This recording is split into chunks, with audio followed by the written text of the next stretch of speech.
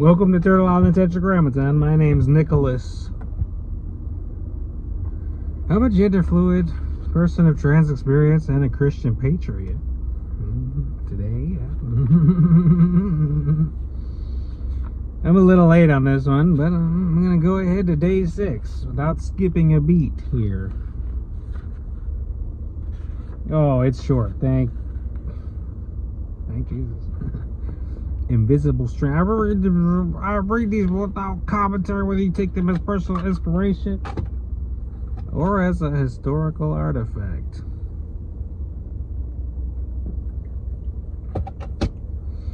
Charles Spurgeon, Joy to the World, Daily Devotionals.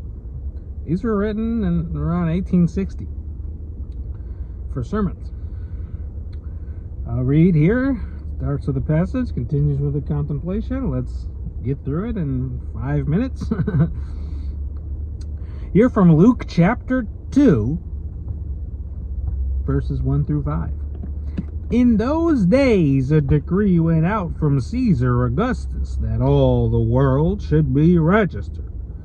This was the first registration when Quirinius was governor of Syria. And all went to be registered, each to his own town, and Joseph also went up from Galilee, from the town of Nazareth, to Judah, to the city of David, which is called Bethlehem, because he was of the house and lineage of David, to be registered with Mary, his betrothed, who was with child. End quote. It had been prophesied that our Lord would spring out of Judah. It was necessary also that he should be born in Bethlehem, according to the word of the Lord, which he spoke by his servant Micah. But how could a public recognition of the lineage of an obscure carpenter and an unknown maiden be procured?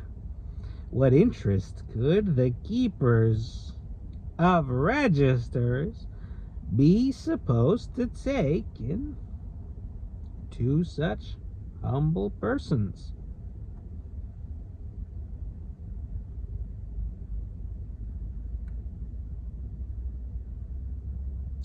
As for the second matter, Mary lived at Nazareth in Galilee, and there seemed every probability that the birth would take place there.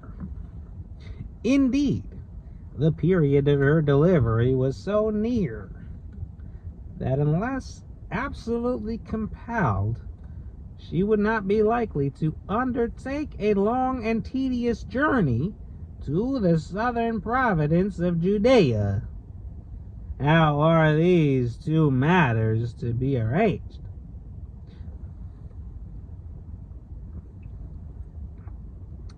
A little tyrant, Herod, by some show of independent spirit, offends the greater tyrant, Augustus.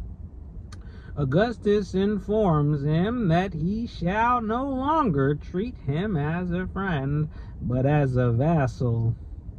Although Herod makes the most abject submission, and his friends at the Roman court intercede for him, Augustus, to show his displeasure, orders a census to be taken of all the Jewish people in readiness for taxation, which, however, was not carried out till some 10 years after.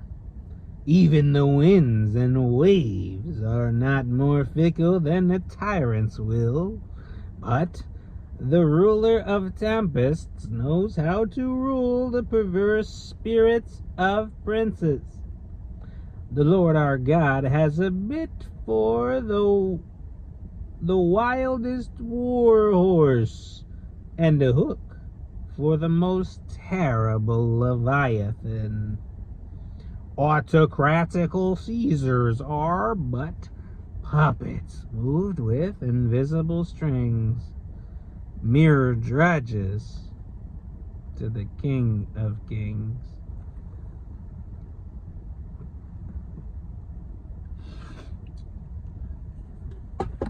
Thank you for joining for today's devotional. I hope you have a blessed day. Turtle out of touch of ground time. I'll see you again real soon. Be well.